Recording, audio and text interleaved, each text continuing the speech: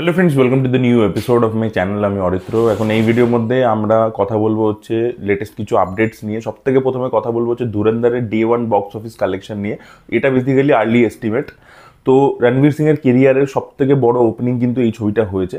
দেখুন, আমি অ্যানিমাল, জওয়ান, পাঠান এই ধরনের ছবির সাথে এটাকে তুলনা করবেন না। এই ছবিটা যারা দেখে ফেলেছেন তারা বুঝতেই পেরে গেছেন এটা কিন্তু ওরকম মাসি ছবি নয়, অতটা কমার্শিয়াল ছবি নয়।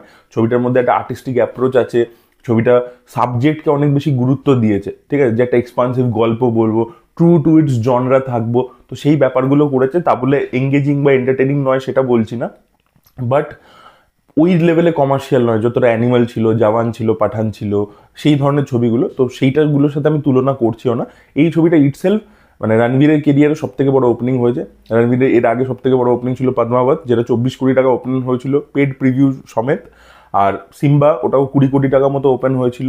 এই ছবিগুলো ওভারঅল লাইফ টাইমে ভালো কালেকশন করেছিল। সেখানে দাঁড়িয়ে ধুরন্ধর, আর ধুরন্ধরের ক্ষেত্রে যেটা হয়েছে কি, যে ধুরন্ধর অ্যাডভান্স বুকিং রিপোর্ট খুব একটা ভালো ছিল না। ট্রেড অনুমান করছিল 15 থেকে 20 কোটি টাকায় ওপেন করবে, কিন্তু মানে কালকে সারা দিনে 5 তারিখে সকালে মর্নিং অকুপেন্সি কম ছিল। আপনারা যদি ট্র্যাকারটা দেখেন, মানে স্যাকনিলে দেখেন, যে প্রত্যেকটা শহরে সকালবেলা যে অকুপেন্সি ছিল রাতের দিকে গিয়ে সেটা অনেকটা বেড়ে গেছিলো, অনেকটা বেড়ে গেছে। মানে যত দিন এগিয়েছে, যেহেতু ওয়ার্ড অফ মাউথটা পজিটিভ বেরিয়ে এসছে, তাই জন্য যত সময় এগিয়েছে তত শোজের কিন্তু বেড়ে গেছে, মানে অকুপেন্সি বেড়েছে। তো সেই জন্য কালেকশনও কিন্তু বেড়েছে। তো ট্রেড যে অনুমান করেছিল 15 থেকে 20 কোটি, সেটা পুরোপুরি ছাপিয়ে গেছে ছবিটা। এবং ছবিটা around 27 crores day one early estimate উঠে আসছে। 27 ক্রোর্স, যেটা রণবীর সিং এর কেরিয়ারের হাইয়েস্ট ওপেনিং হতে চলেছে। এবার দেখা যাক, রাত্রির অকুপেন্সিটা তো একটা অ্যাপ্রক্সিমেটলি ধরে এই ডেটাটা দেওয়া হয়। এবার যখন এক্স্যাক্ট প্রডিউসার ফিগার আসবে বা ট্রেড যখন এক্স্যাক্ট ফিগারটা কোট করবে, তখন দেখা যাক 27-এর থেকে বেশি হয় নাকি কম হয়, সেটাই দেখার মতো বিষয় হবে। এবং যা ওয়ার্ড অফ মাউথ আছে, স্যাটারডে সানডে ডেফিনেটলি একটা গ্রোথ দেখাবে ছবিটা, এটা পরিষ্কার বোঝা যাচ্ছে। এবং যদি আমি ধরে নিই অ্যাপ্রক্সিমেটলি 30 কোটি টাকা করেও, অ্যাকচুয়ালি সানডেতে আরও বেশি করা উচিত। 30-30ও যদি ধরি, তাহলে 30-30-60, আর এদিকে 27, 87। তো 87 to 90 ক্রোর্স ফার্স্ট উইকেন্ড আর কি হবে। এবার দেখা যাক সেটা 100-এর গন্ডিটা যদি ছুতে পারে সেটা খুবই ভালো হবে। আর ওভারঅলে গিয়ে, কারণ এখন কোনো বড় ছবি ইত্যাদি নেই, তো ওভারঅলে গিয়ে কোথায় দাঁড়ায় কালেকশনটা সেটাই দেখার মতো বিষয় হবে। Really looking forward. আমি তো চাই ছবিটা বড় সড়ো হিট হোক, বিকজ পার্ট 2-তে একটা বিশাল বড় গল্প আমরা দেখবো। তো সেটা দেখার জন্য তো আমি মুখিয়ে রয়েছি। Really looking forward. আমি তো চাই বড় সড়ো হিট হোক। আপনাদের ওপিনিয়ন অবশ্যই জানাবেন, আপনাদের কি মনে হয় কোথায় গিয়ে কালেকশনটা পৌঁছাবে আলটিমেটলি। আচ্ছা, এর পরবর্তী আপডেট হচ্ছে কিং ছবিকে কেন্দ্র করে। তো কিং নাকি কেনার জন্য একটা ডিজিটাল প্ল্যাটফর্ম আর কি, ওটিটি প্ল্যাটফর্ম, কিং ছবিটাকে অফার দিয়েছে 250 কোটি টাকার। ইয়েস, এবং যদি ছবি আরও বেশি সফল হয় বক্স অফিসে, তাহলে এই ডিলটা 300 কোটি টাকাতে চলে যাবে, এরকমই শোনা যাচ্ছে। এবার দেখা যাক কিংয়ের টিমের তরফ থেকে এই ডিলটা তারা ওকে করে কিনা। কোন প্ল্যাটফর্ম এখনো সেটা জানা যায়নি, নেটফ্লিক্স নাকি অ্যামাজন সেটা জানা যায়নি। আচ্ছা, তৃতীয় যে বিষয়টা সেটা হচ্ছে তুমি কে বলে একটা গান, যেটা হচ্ছে ভানুপ্রিয়া ভূতের হোটেলের থেকে।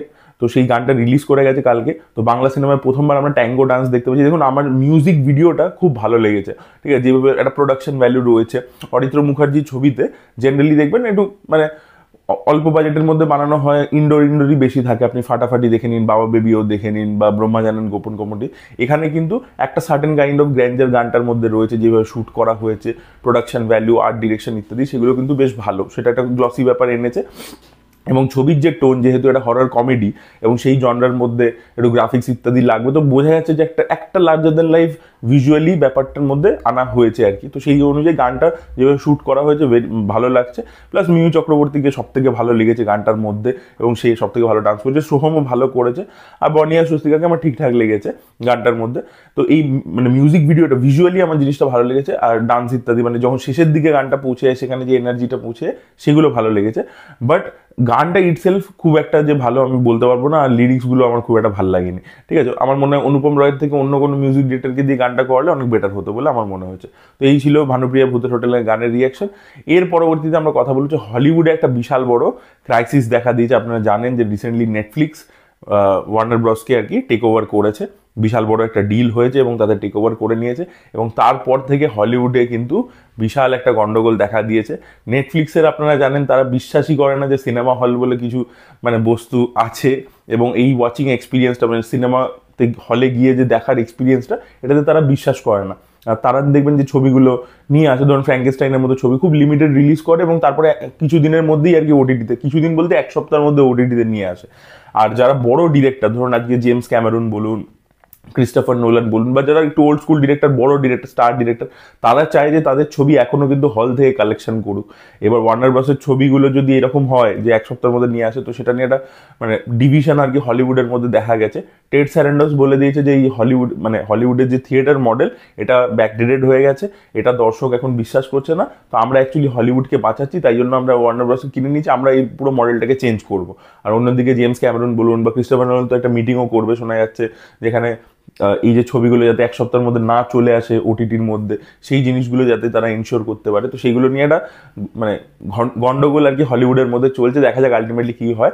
যাদের হাতে দেখুন পয়সা থাকবে তারাই আর কি ডিসিশন আলটিমেটলি নেবে, দেখা যাক সেটা কি হয়। ভিডিওর পরবর্তী আপডেটটা হচ্ছে আখান্ডা 2 কে কেন্দ্র করে। তো আখান্ডা 2 এর যে প্রবলেমস গুলো ছিল আর কি প্রোডিউসার ডিস্ট্রিবিউটরের মধ্যে, সেগুলো সব সর্ট আউট হয়ে গেছে, এখন পুরো ক্লিয়ারেন্স পেয়ে গেছে ছবিটা রিলিজ করার জন্য।